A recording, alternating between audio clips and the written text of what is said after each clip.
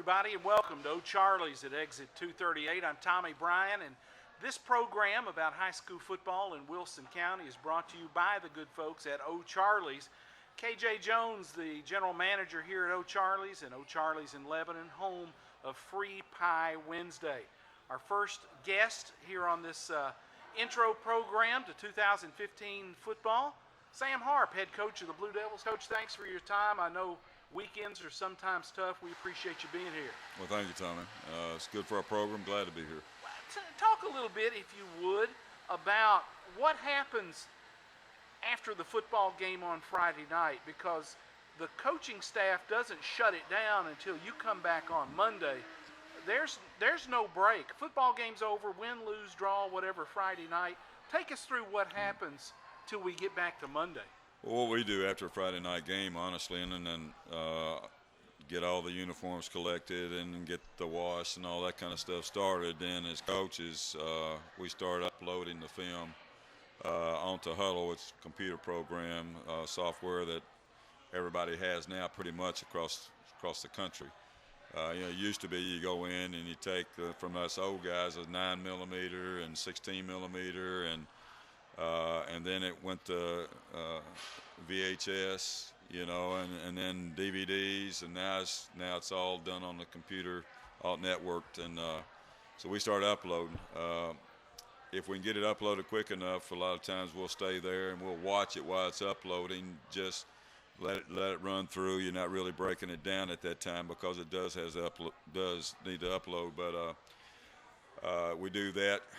Sometimes 2 or 3 o'clock in the morning we'll be there, and if we're not still there at the field house, and usually I'm at home, I can't go to sleep after a game, especially if you take one on the chin, and which meant I was up a lot last year, but I'm looking at it 2, 3, sometimes 4 o'clock in the morning, and then I get a couple hours sleep. We get up, we're back into the office at 8 o'clock the next morning, and if we generally have the kids come in at 9 o'clock. We watch tape at that time with the kids, and then we take them, we lift some weights, and then we go out and we run them a little bit to get over the soreness from the previous night. And then pretty much end it for that day. Honestly, we're usually out of there by 1 o'clock on Saturday, and then on Saturday night, as coaches, we're at home viewing it on Huddle and things of our upcoming opponents, and then after we do that, Sundays we get together after church, usually 2 or 3 o'clock in the afternoon, and then I like to watch one film at least together as a staff, and then after that, coaches have already watched the upcoming opponents that we gotten in through a film trade, and at that point we kind of get together, decide how we need to attack such and such, what we need to do, weaknesses or strengths of it all, and then from that point, then we start game planning, and then develop any changes in practice we feel like we need to cover that week. We'll take care of that as well. And we do all that offensively, defensively, and in the kicking game, and then you go from there. So basically on Sunday after church, then we're usually there till, or if you're not at the office all the time, then you're usually at home doing that on Huddle as well till 11, 12 o'clock, midnight, and then of course you get up on Monday and you start school. So that's kind of the way it runs for us. So it used to be you had to do all of that at the office all the time because you didn't have the internet and you couldn't able to pull that up at home, and you had to go there and you had your 16mm or your VHS or whatever analyzer that you were using. Used to do that at the office all the time, whereas now we can do some of it at home, so that kind of helps a little bit. As big a football guy as you are, Saturday there's no college football for you. Sunday there's no pro football. It's high school football all weekend. Pretty much all weekend. I'll take some time. If I'm a diehard Kentucky fan, and you got to really love it to be a diehard Kentucky Bless fan. Your heart, yeah, you do. But it's I'm from Kentucky, and I love the program and all that, and I know what they've been through and all that. But my son played at Kentucky at one time, so if they're on TV, I'm gonna take my time and I'm gonna watch that. But beyond that, I hardly ever see a college game until our season is over with. Third year at Lebanon. there have been changes as you've been here. I think the biggest change folks are going to notice is you've got a full coaching staff, and you've got some guys that you're really proud of working with you. I feel very good about the staff I have now. The previous 2 years, I haven't had much. And, I could take only what I could get and not really what I needed or wanted. I'm not saying that about all the guys, but that's the way it pretty much was, honestly. And I feel very strong about the guys I've got involved with the program now. Unfortunately, we could be so much further along. We've been able to come into that situation, but we weren't. And like I've been telling everybody, it's not an event; it's a process. It takes years to get this thing done, and I've been there before. I do know what I'm doing. It takes time, and you got to go through some of those, 2-8, 0-10, 1-10 seasons, and you got to weed out. It's for lack of proper term. You got to weed out the bad habits, and you got to instill a culture here that these kids haven't had. At least the ones I'm dealing with now haven't. And you got to develop that and create a culture of winning ways. And honestly, you're not going to please everybody, no question about that. When I sit at home and I get these anonymous letters in the mail. And people, not strong enough convictions to write their own name to it, they want to criticize me and all that. That's fine, but don't criticize my kids because I'll fight you right now, And I like what I'm doing. I like our coaches. I like the kids. Our kids worked their tail off, and we worked their tail off. And they bought in, Now, does that equate on the board yet? Maybe, maybe not. But we're developing, and we're getting better every year. And I feel strong about us right now. We're not blessed with a lot of talent, but hard work can beat a lot of talent when talent doesn't work hard, and that's where we're at right now. And our kids have bought into that, and we've got some talented kids, but we've got a lot of kids that are not very talented, but they work very hard. And to me, wherever I'm coaching, whatever I'm doing, to me, it's all about character. You have the character or you don't. And football builds character. It doesn't make character out of people, and I expect to have good character young people in the program.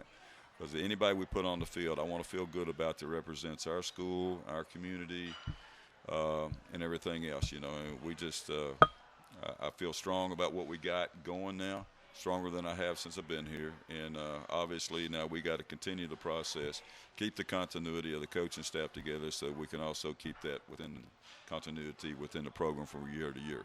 You had a lot of young guys that got on the field last year. And Sam, if I think back, maybe you had 4 or 5 seniors playing a lot, and that's about it. So you had underclassmen on the field, got their nose bloodied in a season that was kind of tough. Have those kids made gains since then, and it's got to help them going into 2015? Well, they have made gains, but unfortunately, they didn't get coached up like they're getting coached up now. When you got 3 assistant coaches, you finish the season, the last half of the season with 3 assistant coaches, 6A level, you're not getting much coaching. Right. All you're trying to do is survive where you're at.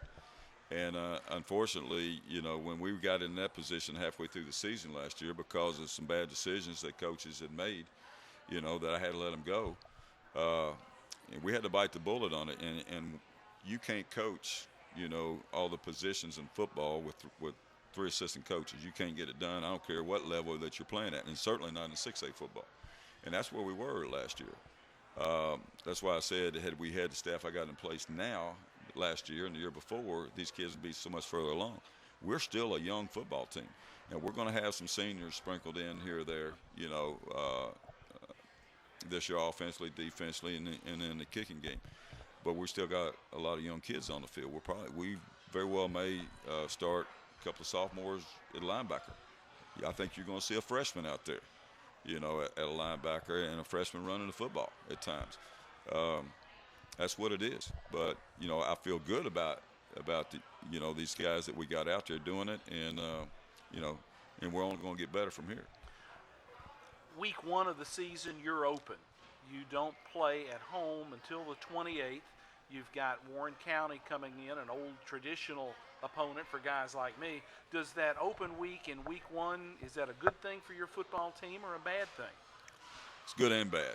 Obviously, it gives us a chance to get out and scout some of the people that we're going to play. That part I do like. It doesn't rush you as much as in preparation for that first week because you got an extra week.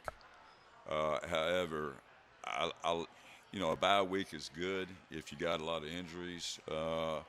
If maybe things aren't going well, it gives you a chance to kind of drop back and reevaluate and recoup what you're doing. Gives you a chance to heal up on your injuries and things like that. But at the same time, if you got some momentum going, you don't like that bye week to come around. However, if I had my choice, I'd love to have a bye week somewhere around the middle of the season or 6th or 7th game or something like that, as opposed to the first game of the year. But that's what it is, and that's what you deal with. Now, once you get started, there's no stopping. There's no weekend that you can kick back and take a day off. For football coaches, it's 7 days a week.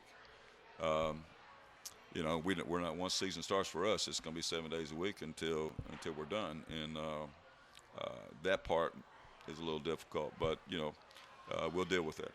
Quickly before we go, this year new configuration: Lebanon, Wilson Central, Mount Juliet in the Super 32, the 32 largest schools in the state of Tennessee.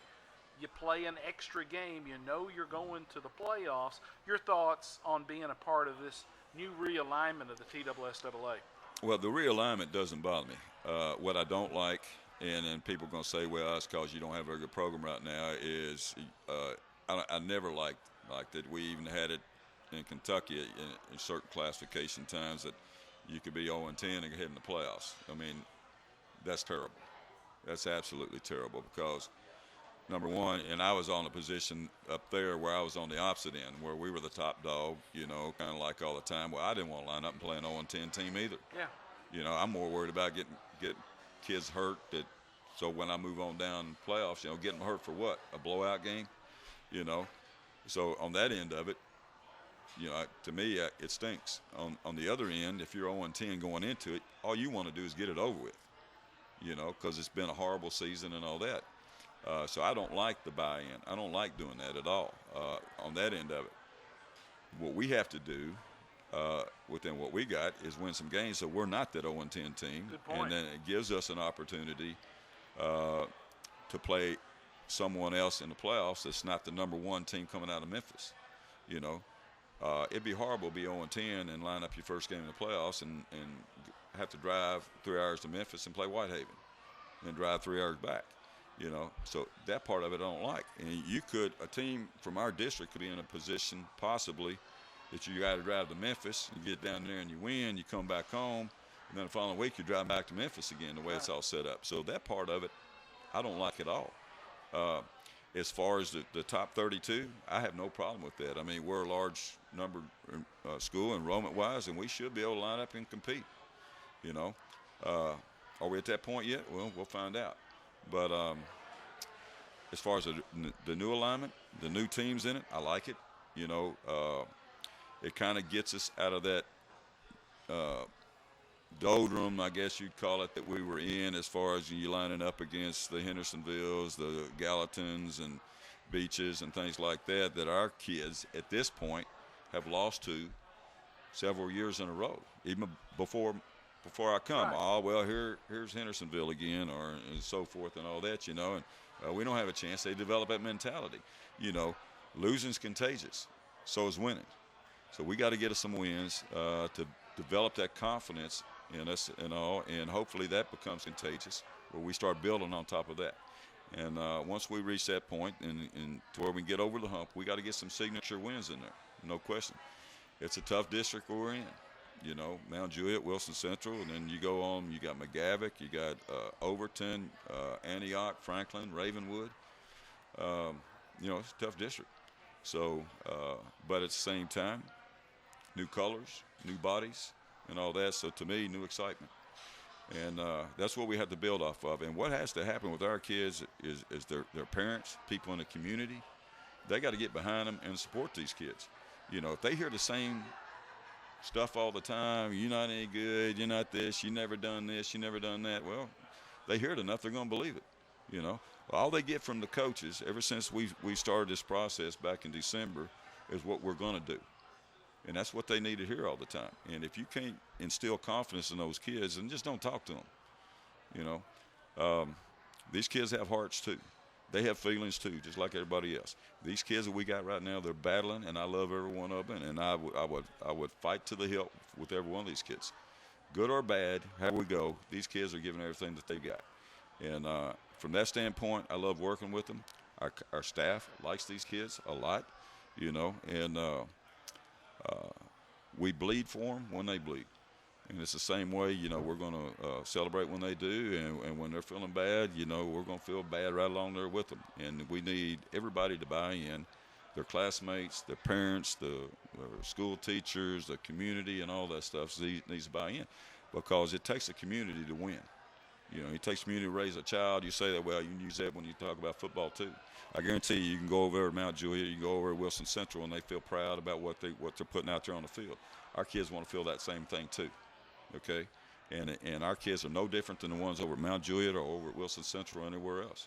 And they need people supporting them, and they need people fired up and excited about them, even in times of losing. You know, and the only way you do that, you put people in the stands, and these kids fight, and they know you're there supporting them, win or lose.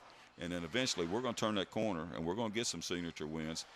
And then once we do, then this program's got a chance to take off, because I know this community's hungry, these kids are hungry, and we just need everybody behind us.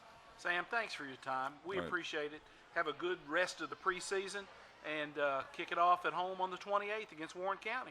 All right. Thank you, Tom. Sam Harp, head coach of Lebanon High School, with us here on the O'Charley's preseason show. Let's take a quick break, and we'll be back with more. We're at O'Charley's at exit 238.